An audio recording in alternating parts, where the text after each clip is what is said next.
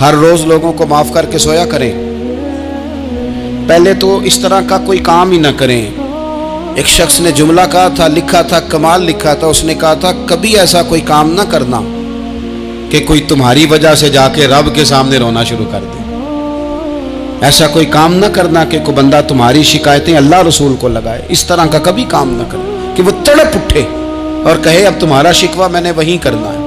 कुछ लोगों की शिकायतें करनी पड़ती हैं, अल्लाह रसूल की बारगाह में भी, अपने मशाइख की बारगाह में कर देते हैं। बाज़ औक़ात इंसान वो बेबसी के आलम में करे या बहुत ज़्यादा तकलीफ उसे सहनी पड़े तो तब करे, हो जाता है। तो एक तो ऐसा करें ना, और कोशिश करें लोगों को माफ़ कर दें, अपने दिल से चीज़ें निकाल दें। हम माफ़ी नहीं देते, कभी कभी सुलह तो कर लेते हैं, सुलह हो जाती है, पंचायत में सुलह हो गई, फिर लड़ाई हुई, फिर बात शुरू से शुरू हो गई क्योंकि हमने माफ़ी, फिर वो बात शुरू हो गई 1955 से।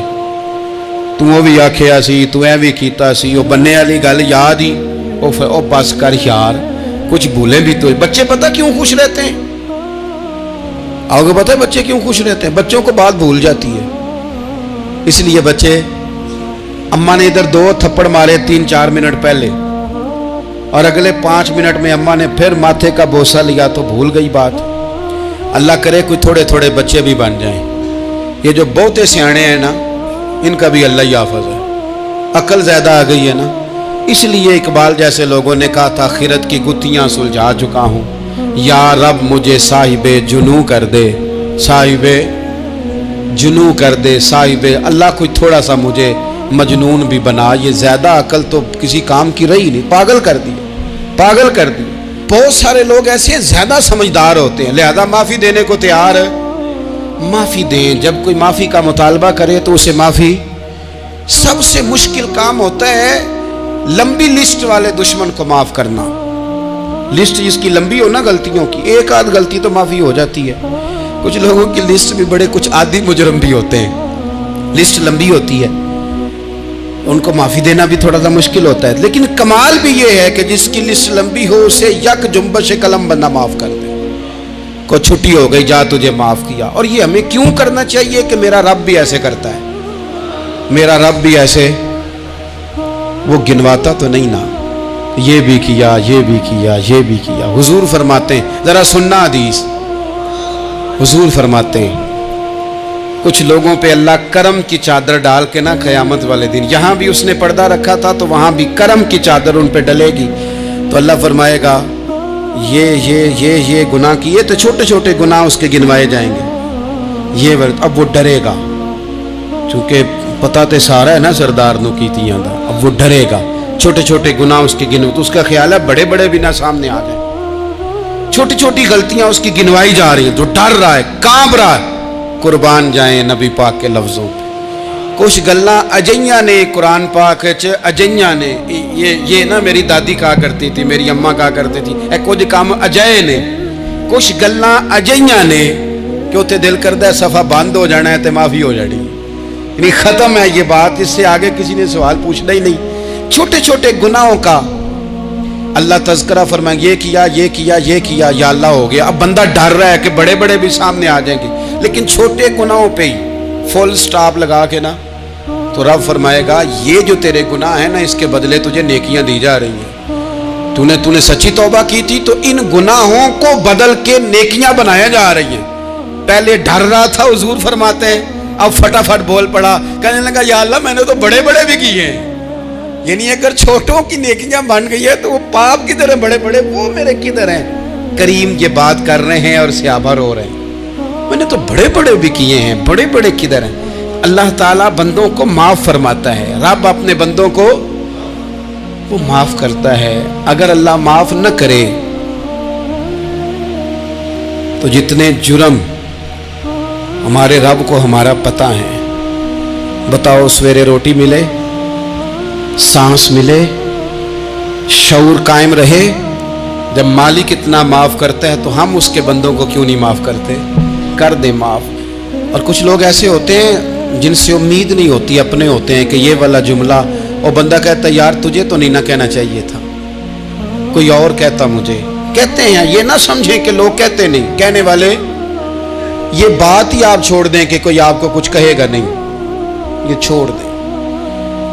مخلوق تو اس طرح کی بات ڈھونڈ کے لاتی ہے کہ انسان پریشان ہو جاتا ہے کہ یار میں یہ کر سکتا تھا، میں نے کیا نہیں، اور جو میں نے کیا نہیں وہ تو نے میرے کھاتے ڈال دیا ہے۔ دو لوگ بیٹھے تھے نا حرم مکہ میں، ایک صاحب کہہ رہے تھے کہ میرے اوپر وہ بدر میں جو قتل ہو گئے کفار، ان کا ذکر چل رہا تھا، تو دونوں گفتگو کر رہے تھے بدر میں ہمارے اتنے لوگ مسلمانوں نے مار دیے۔ تو ایک ان میں کہنے لگے کہ اگر میرے اوپر قرض نہ ہوتا اور میرے چھوٹے چھوٹے بچے نہ ہوتے تو میں تو تلوار لے کے جاتا اور مدینہ شریف جا کے معاذ اللہ بدلہ لے آتا۔ دوسرا کہنے لگا میں دیتا ہوں نا تیرے بچوں کا خرچہ بھی اور میں تیرا قرضہ بھی اتارتا ہوں، تو جا۔ اس نے کہا پکی بات ہے؟ کہا ہاں، قرضہ بھی میں اتار دوں گا، تیرے بچوں کا خرچ بھی اٹھاؤں گا، تو جا۔ اس نے خنجر تیار کیا، تلوار تیار کی، گھوڑے پہ بیٹھا، گلے میں وہ تلوار اس نے اپنے ڈالی اور مدینہ شریف آ گیا۔ اتفاق کی بات یہ کہ ملاقات حضرت عمر سے ہوئی۔ جناب عمر کہنے لگے مجھے تیری نیت ٹھیک نہیں لگتی۔ پکڑا کدھر آئے ہو؟ کہنے لگا میں تو بدر کے قیدیوں کے بارے میں بات کرنے آیا۔ فرمایا تلوار لے کے چل تجھے حضور کے پاس لے کے جاتا ہوں۔ نبی کریم کی بارگاہ میں لے گئے تو حضور فرمانے لگے کیسے آئے ہو؟ کیسے آنا ہوا؟ کہنے لگے جی میں تو بدر کے جو قیدی آپ کے پاس ہیں ان کی بات کرنے آیا تھا۔ تو حضور فرمانے لگے چل پھر باقی کی میں سناؤں۔ خیال آیا مسلمان نیک و بد پہچان جاتے ہیں، محمد آدمی کے دل کی باتیں جان جاتے ہیں صلی اللہ تعالی علیہ وسلم۔ فرمایا میں سناؤں؟ حضور کیا؟ فرمایا تم اور فلاں بن فلاں وہاں بیٹھے ہوئے تھے نا حرم مکہ میں فلاں پہاڑ کے ساتھ ٹیک لگا کے، اور تم نے یہ کہا تھا نا کہ قرضہ نہ ہوتا، بچے چھوٹے نہ ہوتے تو بدر کے مقتولین کا میں بدلہ لیتا۔ یہ سارا کچھ طے کر کے پھر آئے ہو تلوار لے کے، اور یہاں کہتے ہو میں قیدیوں کے بارے میں بات کرنے آیا تھا۔ اس کے تو پسینے چھوٹ گئے، وہ تو بے حال ہو گیا۔ اس نے کہا اس کا تو سوائے اس کے اور میرے کسی کو نہیں پتا، اور اگر آپ کو پتا چل گیا ہے تو پھر آپ اللہ کے سچے رسول ہیں۔ تو حضور اگر آپ کو پتا چل گیا ہے کہ میں قتل کرنے کے ارادے سے آیا ہوں، میں معاذ اللہ بدلہ لینے آیا ہوں، اللہ کرے آپ کو سمجھ آئے میری بات کی۔ یعنی ایک تو یہ ہے کہ بندہ وہ پکڑا گیا ہے، اور ایک یہ کہ کسی کو پتا چل گیا ہے کہ یہ اس کام آیا ہے۔ پھر لوگ جب معافی دیتے ہیں تو بڑی کہانیاں سنا کے دیتے ہیں، ایسے نہیں دیتے۔ حضور اب آپ کو پتا چل گیا ہے تو کیا کریں گے؟ تو حضور فرمانے لگے تو بتانا تیرے ساتھ کیا کریں۔ اس نے کہا کہ میں نے سنا ہے آپ معاف بڑا کر دیتے ہیں۔ یعنی یہ گھر سے کوئی پیار کرنے نہیں آیا، پھولوں کا گلدستہ لے کے نہیں آیا، تلوار لے کے آیا، لیکن یہ میرے محبوب کا حوصلہ ہے، اور آیا بھی عین مسلمانوں کے بیچ ہے، جو چاہیں اس کے ساتھ کر سکتے ہیں۔ اس نے کہا معاف کر دیں، تو حضور نے فرمایا جا میں نے معاف کیا۔ حضور نے معاف کیا۔ وہ کہتا حضور معاف کر رہے تھے اور رب میرے دل میں ایمان کو تازگی عطا فرما رہا تھا۔ حضور نے معاف کیا اور میں نے کلمہ پڑھنا شروع کر دیا۔ ایسے لوگ سامنے کھڑے ہو گئے فتح مکہ کے دن کہ جن کے چہروں سے ان کی زیادتیاں عیاں ہو رہی تھیں، ان کے ظلم چھلک رہے تھے چہروں سے۔ حضور کے سامنے کھڑے ہیں، کانٹے بچھانے والے بھی، روڑے مارنے والے بھی، گلے میں رسیاں ڈال سارے کھڑے ہیں۔ حضور نے فرمایا بتاؤ تمہارے ساتھ کیا سلوک کروں؟ انہوں نے کہا آپ کریم ہیں۔ تو حضور نے پتہ کیا کہا؟ قرآن پاک میں ایک سورہ یوسف ہے، کچھ لوگوں کو لفظ یہ قصہ بھی بڑا برا لگتا ہے، تو اللہ فرماتے ہیں نحن نقص علیک احسن القصص، محبوب ہم آپ کو ایک سونا قصہ سنانے لگے۔ اس کو اللہ نے قصہ کہا، سونا قصہ، سورہ یوسف کو۔ تو سورہ یوسف کیا ہے بھلا؟ ذرا انداز دیکھیے سورہ یوسف کا۔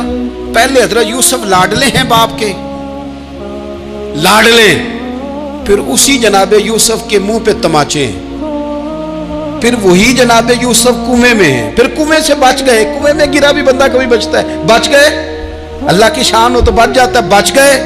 فرماتے ہیں میں نے سمجھا بچ گیا ہوں، جب بچ گیا تو بڑی تکلیف ہوئی۔ بھائیوں نے کہا ہمارا غلام ہے، ہم نے بیچنا ہے۔ سگے بھائیوں نے بیچا، جو باپ کی طرف سے سگے تھے بیچا۔ فرماتے ہیں میں بکا، اب بڑا پریشان تھا کہ یار کبھی آپ غور کریں نا کسی کا ریٹ لگ جائے. فرماتے ہیں اب بڑا پریشان تھا، اور جب میں مصر میں گیا تو میں کونے میں کھڑا ہوں اور لوگ مجھے خرید رہے ہیں. محبت میں یہ قصہ سنانا تو آسان ہے کہ بی بی اٹی لے کے آ گئی تھی، پر جو بیکرا ہے اس کا بھی تو حال دیکھو نا کیا ہے، اس کا ریٹ لگ رہا ہے. یہ بھی تو بڑی. اور جناب یوسف کہتے ہیں پھر عزیز مصر نے خرید لیا تو بادشاہ کے گھر گیا تو کچھ سکھ کا سانس آیا. یہ حضرت یوسف ہیں، یہ لاڈلے ہیں. فرماتے ہیں سکھ کا سانس لیا ہی تھا کہ جناب زلیخا نے الزام لگایا، اور وہ غلطی معاذ اللہ جس کا تصور بھی نہیں، اس کی پاداش میں سالوں جیل کاٹا. لیکن خدا کی حکمت ہے نا، اللہ کا کرم ہے نا، جس ملک کے وہ قیدی تھے رب نے اسی ملک کا حکمران بھی بنا دیا. یہ اللہ کی حکمت ہے نا، تقاضے ہیں نا. صبح کے تخت نشین شام کے مجرم ٹھہرے، ہم نے پل بھر میں نصیبوں کو بدلتے دیکھا. وہ جو چاہے جب چاہے کر دے. تو جب وہی بھائی مجبور ہو کر سوالی بن کر سامنے آئے ہیں، پتہ کیا ہوتا ہے، بندہ معاف کر دیتا ہے. بہت سارے لوگ معاف کرتے ہیں پر کہانیاں سنا کے، پتہ جے نا ادو کی آکھیا سا جے، پتہ جے نا ادو کی کیتا سا جے، پھر پتہ جے نا تسی اے بھی آندے سو. یہ ساری کہانیاں سنا کے. لیکن حضرت یوسف کے سامنے کھڑے ہو گئے. جناب یوسف نے بات چھیڑی کوئی نہیں، فرمایا تم سے بات ہی کوئی کرنی، جاؤ تمہیں سارا کچھ معاف کیا. اب جب یہ لوگ مکے والے حضور کے سامنے کھڑے، اس طرح معافی دینی چاہیے. یہ جب سامنے کھڑے ہوئے تو حضور نے فرمایا پتہ ہے تمہارے ساتھ کیا سلوک کرنے والا ہوں؟ کہا حضور نہیں. فرمایا وہی جو جناب یوسف نے بھائیوں کے ساتھ کیا تھا. پچھلا صفحہ پلٹنا ہی کوئی نہیں، جاؤ تمہیں معاف کیا، جاؤ تمہیں معاف کیا، جاؤ تمہیں معاف کیا. اور صرف معاف نہیں کیا، ساتھ عزت بھی دی. سب سے زیادہ مقابلے تو حضرت ابو سفیان نے کیے تھے نا، آخر تک وہ آئے تھے. آج وہ کلمہ پڑھ رہے ہیں، سردار ہیں، کلمہ پڑھ رہے ہیں. تو نبی پاک نے صرف معافی نہیں دی، عزت بھی دی. فرمایا جناب ابو سفیان چونکہ اب مسلمان ہو گئے ہیں، میں سب کو معاف کرتا ہوں، جو اپنا اندر سے دروازہ بند کر لے اسے بھی معاف کرتا ہوں، اور جو ابو سفیان کی حویلی میں آ جائے اسے بھی معاف کر دوں گا. تو ابو سفیان وہ کہتے میں حیران ہی ہو گیا کہ اتنی بڑی بات، معافی بھی دی اور ساتھ عزت بھی دی. تو آج جو سبق آپ کی خدمت میں نے عرض کیا ہے، اس کو آپ امید ہے یاد رکھیں گے. ایک تو یہ کہ معافی مانگ لیں. اگر کسی جگہ ہمارا معافی مانگنا، اگر ہم سمجھتے ہیں، ہمارا دل ضمیر گواہی دیتا ہے کہ مجھے معافی مانگنی چاہیے، تو معافی مانگیں. اور دوسرا پھر معافی دیں بھی، اور معافی دیں، سیاسی صلح نہ کریں. معافی دیں تو پھر واقعہ ہی دیں، دل سے دیں. اور آخری بات یہ کہ جس طرح ہم نے لوگوں سے معافی لینی ہے اور معافی دینی ہے، اسی طرح جہاں ہم سے شرعی قباحتیں ہوئی ہیں، اخلاقی کمزوریاں ہوئی ہیں، ایک بات تو اچھی طرح سمجھ لیں کہ نفل پڑھنے سے حقوق العباد نہیں معاف ہوتے، وہ بندے سے معافی مانگنے سے ہی ہوتے. ساری رات کو بندہ تسبیح پڑھے اور کہے کہ میں نے اماں کی نافرمانی کیا تو معافی ہو جائے گی، نہیں، وہ اماں ہی معاف کرے گی تو معافی ہوگی، وہ ابا ہی معاف کرے گا تو پھر ہی معافی ہوگی. میں پرسنلی بعض چیزوں کو نوٹ کرتا ہوں اور مجھے ان کا بڑا خیال رہتا ہے. میں محسوس کرتا ہوں کہ نہ چاہتے ہوئے بھی ہمارے رویے سے بعض لوگوں کو تکلیف ہوتی ہے، نہ چاہتے ہوئے. تو حقوق العباد کے مسئلے میں ہم زیادہ کمزور ہو جاتے ہیں. آج یہ سوچنا ہے کہ وہ جو میری ذمہ داریاں ہیں، جو شریعت نے، دین نے، اسلام نے، اور کچھ میں نے خود کہیں شاگرد بن کر، کہیں ارادت مند بن کر، کسی جماعت کا ممبر بن کر، کسی مسجد کی ذمہ داری لے کر، کسی ویلفیئر کام کی ذمہ داری لے کر، کسی غریب کی ذمہ داری لے کر، کسی مزدور کی ذمہ داری لے کر، جو میں نے اپنے اوپر خود چیزیں ضروری قرار دے لی ہیں، میں ان میں کہاں تک کامیاب ہو سکا ہوں. اپنی ذمہ داریوں کا حضرت معاویہ بن خدیج رضی اللہ تعالیٰ عنہ ایک صحابی ہیں، وہ فرماتے ہیں کہ مجھے حضرت عمر نے کہیں بھیجا تھا جہاد کے لیے، تو میں وہ کامیابی کی خبر لے کر دوپہر کو لوٹا. تو عرب شریف کے اندر چونکہ گرمی زیادہ ہوتی ہے، میں نے مناسب نہیں سمجھا کہ میں حضرت عمر کو دوپہر کو جگا کے خبر دوں کہ حضور بے فکر ہو جائیں، اللہ نے کامیابی دے دی. میں نے شام ہونے کا انتظار کیا، یہ ان کے اچھے اخلاق کی علامت.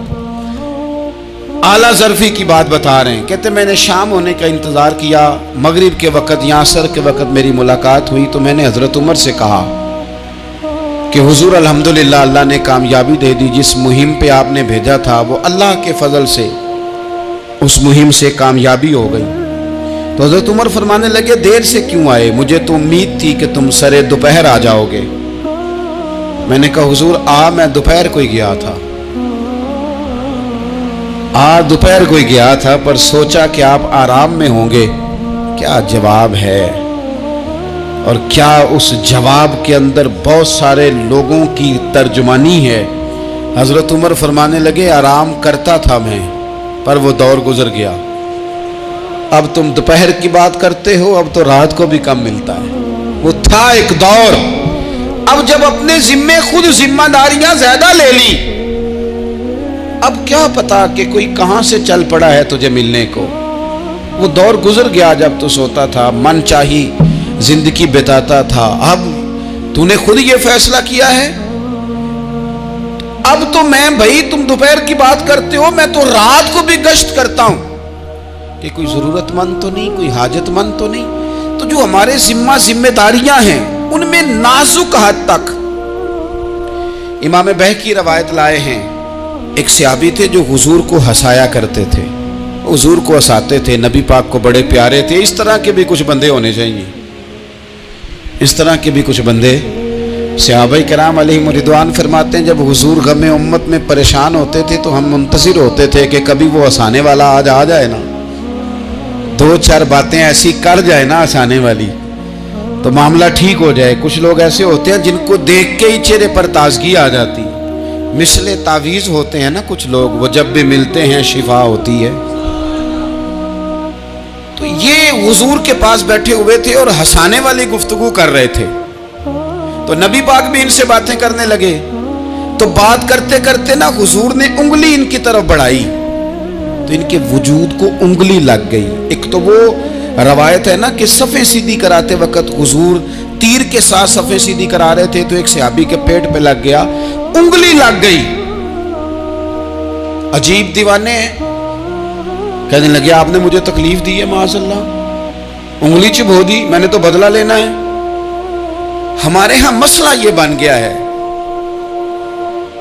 कि कोई बड़ा आदमी भी अपने आप को कानून के हवाले नहीं करता। मुल्क से लेकर उम्मत मुस्लिमा के कुल मसाइल तक हमारे मुल्क के अंदर हर बंदा, उसका मिजाज होता है कि वो अपने आप को कानून से भालातर समझता है। लाइन में लगना लोग पसंद नहीं करते। ये एक बहुत बड़ा मसला है। हुजूर सल्लल्लाहु अलैहि वसल्लम की उंगली लग गई तो वो कहने लगे आपने तो मुझे तकलीफ दी है, मैं तो बदला लूंगा। तो हुजूर ने फरमाया ले ले बदला। अपने आप को कानून के हवाले बड़ा आदमी जब करता है तो कानून की इज्जत बढ़ती है, कानून का वकार बढ़ता है, सोसाइटी के अंदर फिर ताकतवर कानून हो जाता है। लेकिन जब गरीब आदमी के लिए कानून और हो और अमीर के लिए कानून और हो, तो असल मामला तो कानून की बालादस्ती का है, आईन की पासदारी का है, उसूलों पे खड़े होने का है। तो नबी पाक सल्लल्लाहु ताला अलैहि वसल्लम से कहा कि मैं, हुजूर ने फरमाया ले लो बदला। ये हुकूकुल इबाद की नज़ाकत अर्ज कर रहा हूं, ले लो बदला। उन्होंने कहा जी पेट से कपड़ा हटाइए, तो हुजूर ने पेट से कपड़ा हटा दिया।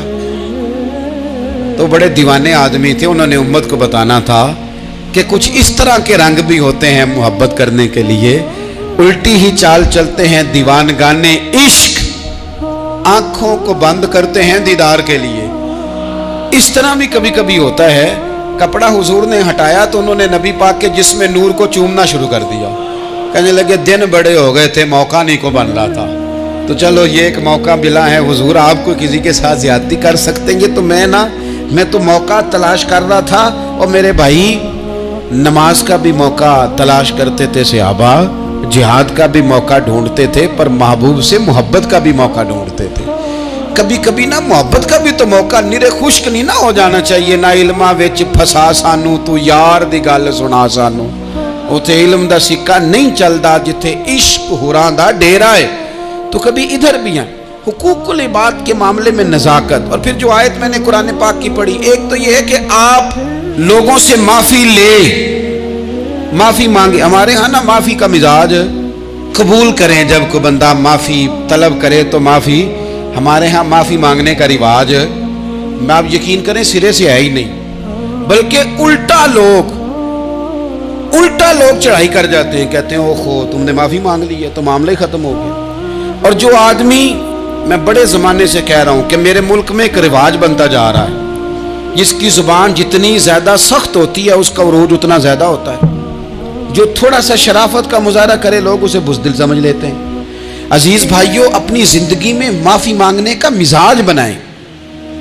آپ طلب کریں کہ یار مجھ سے غلطی ہو گئی، میں انسان ہوں. آپ یقین کریں ڈھیر سارے لوگ ہیں جن کے ذمہ ڈھیروں معافیاں ہیں، لیکن ان کا مزاج نہیں، ان کی طبیعت نہیں، ان کا تکبر آڑے آ گیا ہے. اور میرے نبی پاک صلی اللہ تعالی علیہ وآلہ وسلم نے فرمایا تھا یہی بدلہ دے دو کسی کا دینا ہے تو، یہی معافی لے لو، یہی. ورنہ فرمایا یاد رکھنا قیامت کے دن تو اس طرح ہوگا کہ اگر سینگ والی بکری نے بغیر سینگ والی بکری کو مارا ہوگا اسے بھی قیامت میں بدلہ دینا پڑے گا. یہی معافی تلافی لے لو، یہی. تو ہمارے ہاں مزاج نہیں. مزاج بنائیں نا آپ، معافی کا مزاج بنائیں. رسمی ویسے معافیاں مانگتے ہیں، آج پہ جا رہا ہوں بھائی اگر کوئی ہو گئی تو معاف کر دینا، یہ تو رسم ہے، تو بڑی دنیا ادا کرتی. آپ کو پتہ ہے کہاں آپ کو معافی لینی ہے. تو جہاں جہاں اس طرح کے معاملات ہیں وہاں آپ کلیئر کریں. صحیح بخاری میں حدیث ہے حضرت ابو ذر غفاری سے، جب کسی نے کہا کہ آپ نے اسی طرح کے کپڑے خود پہنے ہیں جس طرح کہ آپ کے غلام نے پہنے، یہ کیا معاملہ ہے؟ تو فرمانے لگے، اعلانیہ خود بتانے لگے، فرمانے لگے مجھ سے ایک دفعہ غلطی ہو گئی تھی، میں نے ایک غلام کو جھڑک دیا تھا تو نبی پاک نے مجھے تنبیہ فرمائی، تو میں نے اس غلام سے معافی بھی مانگی، اور اس دن سے لے کر آج تک میں جس طرح کا خود لباس پہنتا ہوں اسی طرح کا اپنے غلام کو پہناتا ہوں. تو وہ خود بیان کر رہے ہیں، وہ لوگ اظہار کر رہے ہیں کہ ہم نے یہاں نبی پاک علیہ الصلوۃ والسلام کے تنبیہ کرنے پر ہم نے اپنے غلام سے، خادم سے یا کسی غلام سے معافی مانگی. تو معافی مانگنے سے بندے کا قد کبھی چھوٹا ہوتا ہے؟ میرے نبی پاک علیہ السلام نے فرمایا جو معافی مانگ لے اللہ تو اس کی عزت میں اضافہ کر دیا کرتا ہے. تو اس لیے ایک تو جہاں یہ معاملہ ہے وہاں، اور دوسری جو آیت میں نے تلاوت کی اس میں اللہ کہتا ہے کہ غصہ پی بھی جاؤ، معافی مانگو بھی اور معاف کر بھی دو. والکاظمین الغیظ والعافین عن الناس، فرمایا وہ لوگ جو غصہ پی جاتے ہیں اور لوگوں سے درگزر کرتے ہیں، لوگوں سے درگزر کرتے ہیں. واللہ یحب المحسنین، اللہ ان احسان کرنے والوں سے محبت فرماتا ہے، ان سے اللہ پیار کرتا ہے. تو رب فرماتا ہے جو غصہ پی جاتے ہیں والعافین عن الناس، اور لوگوں سے درگزر کرتے ہیں. ایک تو معافی مانگے اور دوسرا معاف کر بھی دیں. اگر دل میں کوئی بات ہو تو معاف. تو جو جہاں شریعت کی مخالفت کی ہے وہاں بھی معافی مانگیں، اللہ کے حضور گڑ گڑائیں، توبہ کریں، اور توبہ بدل جانے والی کریں، تبدیل ہو جانے والی توبہ کریں. معافی مانگ بھی لے، معافی دے بھی دے. اور آپ سے یہ بھی گزارش کروں گا کہ جہاں اللہ رسول کی ہم سے نافرمانی ہوئی ہے وہاں تنہائی میں 2 نفل پڑھ کے، تنہائی میں اللہ تعالیٰ سے بھی معافی کے خواستگار ہوں. یاد رکھیں جب اس کی خفیہ تدبیر آ گئی تو پھر معافی کا وقت ہو سکتا ہے خدا نہ کرے ہمیں نہ مل سکے. تو اب وقت ہے، خوب استغفار کریں، خوب معافی مانگیں. اللہ تعالیٰ آپ کو اور مجھے عمل کی توفیق عطا فرمائے.